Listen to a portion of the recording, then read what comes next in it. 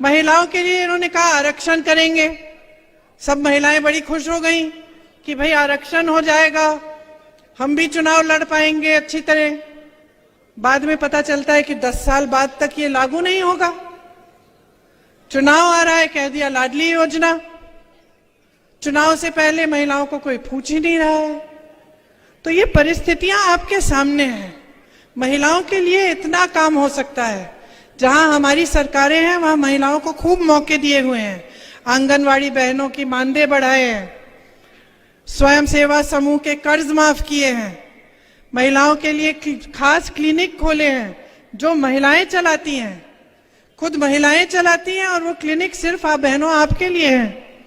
श्रमिकों की बेटियों के लिए 20,000 रुपए दिलवाए, शादी के लिए 50,000, लड़कियों को पीजी तक मुफ्त शिक्षा करा दी। और जो पाठशालाएं बनाई हैं प्रदेश में, छत्तीसगढ़ में, उन पाठशालाओं में जो इंग्लिश मीडियम पाठशाला है उसमें 50% आरक्षण महिलाओं को दिया हुआ है। तो इतने काम हैं जो हो सकते हैं। ये ऐसी बात नहीं है कि सरकार आई और काम ही नहीं हो पा रहा है, भाई हमारे पास पैसे नहीं है, फंड्स नहीं है, ये बहाने हैं बहनों और भाइयों। जहां सरकार की नीयत ठीक होती है ना, वहां पे काम बहुत हो सकता है।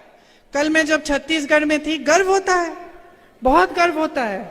मंच पे खड़े होते हैं तो हम नेताओं को भी गर्व होता है कि भाई जो हम बात कर रहे हैं, अपने काम की बात कर रहे हैं, कि हम कह पा रहे हैं कि देखो हमने कितना किया है, देखो आपने हम में भरोसा किया, आपकी संपत्ति हमारे हाथों में थी, हमने वो संपत्ति आपको लौटाई है। हमने ऐसी योजनाएं बनाई हैं जिससे आपके कर्ज माफ हुए, जिससे आप अपने पैरों पे खड़े हो पाए, जिससे कोई नौजवान हो उसको अपना बिजनेस शुरू करना पड़े उसके लिए हमने सुविधा बना दी, रोजगार दिलवाए।